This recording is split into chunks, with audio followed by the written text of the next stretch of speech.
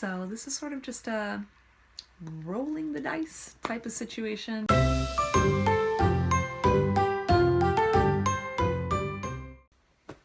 Hey everybody, and welcome back to my humble little channel. It has been a while since I posted an update, and the reason for that is because a lot has been happening in our lives and we had to put our TTC plans on hold after all. I don't know if any of you have watched any of my previous videos, but we had decided to try to start trying to conceive last November, and I was super excited. I've had the baby fever bug for a while now, and then suddenly I just got cold feet, and I think deep down I knew that as badly as I want to start this TTC journey, it maybe wasn't the right time, and it wasn't.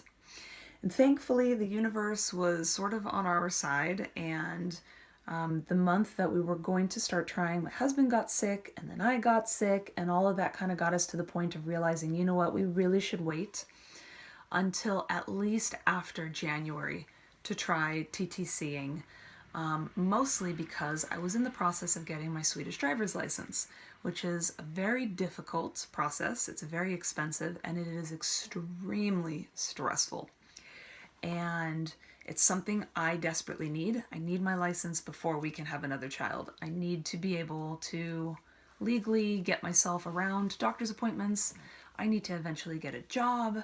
So it's something that we really had to take care of before we brought another baby into the picture, and the stress of that situation would not have been healthy to try to manage while possibly being pregnant. So we decided to wait until I got my license, and so that was like around November, December that we made that decision, and by the time January rolled around, my appetite for trying to conceive had kind of shifted. And I started to get really excited about the idea of just like having a minute to have my own freedom before I go throwing another baby into the mix. We have a 16-month-old now who just started preschool in January. Are we still in January? We are still in January. So at the beginning of this month, she started preschool. So I get 5 hours of me time a day for 3 days each week, and it is brilliant. And then, as of last Wednesday, I am officially a licensed driver in Sweden, so it's wonderful. I have all this freedom and some like free time to just go do me, which I have not been able to do in 2 years. It's been 2 years since I moved here. And so I started to get really excited about the idea of waiting to try to conceive until April. Because then I would be able to spend the next, 2.5, 3 months just focusing on my health and well-being. I wanted to get super fit again. I haven't worked out in the past 2 months because the weather's been bad, so I haven't been able to like go running or anything like that. Haven't had a license to get myself to a job, and I was still at home full-time with my daughter. She hadn't started preschool yet. So now that I have a license and my kid is in school, I have a lot of time to go to the gym and work out and just kind of like get my body toned again. I'm feeling just kind of soft, So I wanted to do that. I wanted to focus on cooking again and getting like back to a really wholesome plant-based diet. I wanted to get back into making my daily smoothies, which I used to be really into. And, just generally de-stressing. I really wanted to take up yoga again. I just had all of these sort of hippie ideas about getting myself truly, like, comprehensively prepared to go down this trying to conceive path again. This is going to be our last child. I am 34 and a half years old. And, even if age weren't an issue, we don't want to have more than 2 kids. We're an international family. We live in Sweden. My family is in California, so we just don't want to do the whole traveling with more than 2 children thing. We want to be able to afford travels every year, and we don't want the mania of like being outnumbered at an airport. That sounds horrible. So this is the last time that I'm ever going to be able to go through any of this. So it's very sentimental, and I really want to just set myself up for as much success as possible, right? So with that as a backdrop, I was pretty much really sold on waiting until April and taking the next few months to just focus on my health and well-being, continue studying Swedish, and then, eventually getting a job and TTCing around the same time, and it was all going to be great. But I continued to take OPKs, and my plan was to just keep doing them every month. I am very regular in my cycles, so it's, I take 2 or 3 test strips a cycle, and, it's no big deal. I was going to continue charting my temps, but I lost my basal body temperature, so I don't know where it is. It's somewhere in this house, but I haven't taken my temps in like a month and a half or something. But anyway, I got my first positive OPK of this cycle 2 days ago on cycle day 11. And it was actually pretty dark when it was a fresh test. I'll show you guys in a minute. And so I showed it to my husband, and I was like, hey, you want to make a baby with me? I was just joking around, but every time I see that I'm ovulating, it kind of like is a, dagger to the heart, because I just think to myself, well, there's one more opportunity, one good egg that's going down the drain. And so we laughed about it, and then that was it. But anyway, I got that positive test at 12 p.m. on cycle day 11. And at 9 p.m. on cycle day 11, my husband sort of like randomly asked me while we were in bed watching the UFC, of all things, he goes, it's too early to start to try for a baby, right?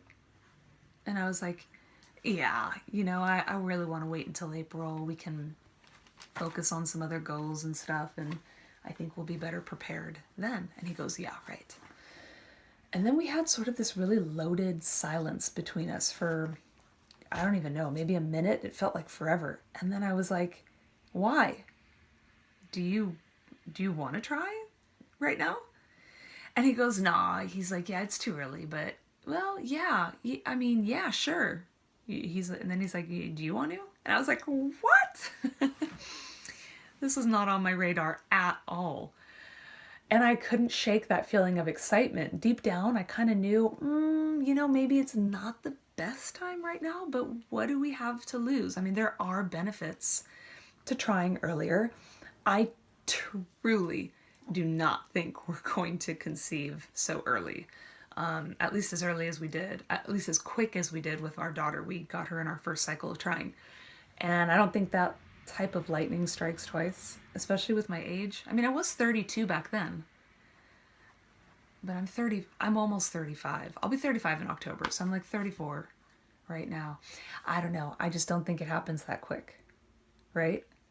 No. So what the heck? Why can't we have fun with it this month, right? At least that's what I was thinking. So there we go. One thing led to another, and I am officially 1 DPO into my 2-week wait. And it's so silly because we only had unprotected sex just that once. Just that one time, the day I got my first positive OPK. And then at 10:30 in the morning yesterday, on cycle day 12, I got ovulation pains. And I don't know if I've mentioned this in any of my other videos, but I've never gotten ovulation pain before, but the past 4 cycles, I absolutely have gotten it. I got it on the left side 4 cycles ago, and then the next 2 cycles I had it on my right side, and then this time it was back on my left side. And it is so extremely painful. Well, I mean, it's not extremely painful, but it is really uncomfortable. It's like this really bad stabbing cramp. And I get it really bad for like 4 hours. And then the next 6 hours is just sort of like a dull, I'm not really conscious of it. It's just this dull pain here and there. And then for like another 2 hours, it sort of hurts if I, bend in weird ways, you know, or maybe I could kind of feel it, but it's pretty much gone. And then within 12 hours, it's gone. But I was in pain yesterday, and it's been like that randomly now on both sides of my body for the past 4 cycles, and I have no idea why. So I actually called my doctor this morning and asked them, is this something I should come in and look into? And I've researched it, and they said that you know, they are pretty sure, the internet is pretty sure that the pain is caused from, you know, obviously the egg rupturing from the ovary and, you know, having the fluid and a little bit of blood coming through. But the internet doctors said that it's a sign that you could have endometriosis or that you could have cysts on your ovaries. So that freaked me out. But I did a little bit of reading, and I don't have any other signs that I have cysts or endometriosis, or at least anything that is bad enough that could affect my fertility. So I'm really not stressing about it. My cycles are very regular. My basal body temperatures confirm that ovulation is occurring. You know, I get positive OPKs literally almost the same day every cycle. My cycles are very regular. Everything is predictable. I'm not in any kind of other pain. Sex isn't painful. I don't have any bleeding. I don't have migraines. I think I'm fine. But it is always concerning when something new happens, especially when you're getting ready to try to conceive, and then all of a sudden this comes up. So who knows? But I called my doctor and I asked them about scheduling a test for my thyroid because I have Hashimoto's and I don't take medication for it yet. So I figure if we're going to start trying to conceive now, that I should probably get that checked out. And I also talked to them about this Mittelschmerz ovulation pain. And my doctor told me that they don't typically see anyone who would have like the sort of symptoms I have, unless she wants me next month, if there is a next month, to take Advil when I have the pain. And if the pain generally goes away with Advil, then it's nothing to worry about. If the pain doesn't go away with Advil, I have to go in and get an ultrasound and have it looked at, apparently. So that's what we're going to do. We're just going to wait until next cycle, and if Aunt Flo comes, then I know that when I ovulate next month, I should take Advil and see what happens. So I'm just going to kind of throw that out there because that might be something I'm going to need to monitor going forward. But anyway, so we attempted to have sex yesterday when my daughter went down for a nap at noon. Because remember, I got those ovulation pains at 10:30 in the morning. I don't know when the egg releases. If it's like at the beginning of the pains or in the middle or at the end, whatever, but I am certain I ovulated yesterday because of the pains, because I had the positive OPK the day before and knowing my patterns, but also I couldn't help myself. I decided to take my daughter's thermometer. I sanitized it, I washed it off, I put it into a little thermometer case, and I took my basal temperature this morning when I woke up, and I took it up the butt, you guys, because I feel like it's just so weird sticking it up my hoo-ha, and even putting it in my mouth, knowing that it's been up my daughter's booty. I don't know. I just decided, you know what, I feel a little bit more comfortable up the booty. So I did it. It was really uncomfortable. It's making me rethink how I give my daughter temperatures, you know, checking her fevers now. I think I might be like a little bit more gentle because it's uncomfortable. But anyway, I took my temperature this morning. The temperature, the thermometer only shows to the first decimal. It's not to the 100th decimal, but I don't think you really need a thermometer that goes to the second decimal. It's pretty obvious, you know, like when the temperature increases, you can get away with just the 10th of a decimal, whatever, the 10th place.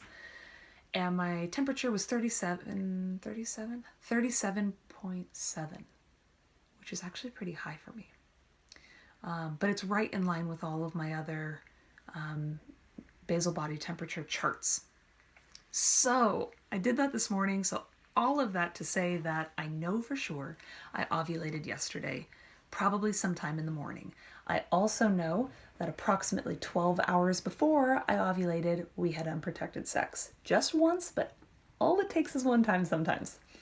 And then we tried to have sex at noon yesterday and it did not work. My husband has the same fever, cold situation that my daughter has right now.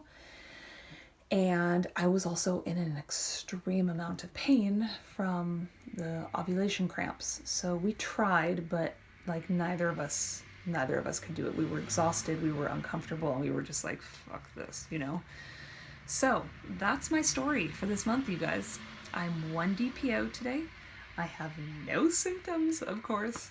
And I'm just gonna have fun with it. I feel like there's a 0.025% chance. Well, okay, maybe a 1% chance that we could conceive this month. But given the fact that we only had sex once and I'm a little bit older. My husband and I both have been through extreme amounts of stress over the past 2 months. I just don't feel like I have a very good environment to conceive in. But we're giving it a go. And we're going to have a lot of fun with this. And it will be exciting to do my first live pregnancy test. If I get the opportunity to do that, of course. I spot for like 2 days before my period starts, so I'm pretty sure that's going to give away that my period is coming before I ever get a chance to test, but I'll try it anyway.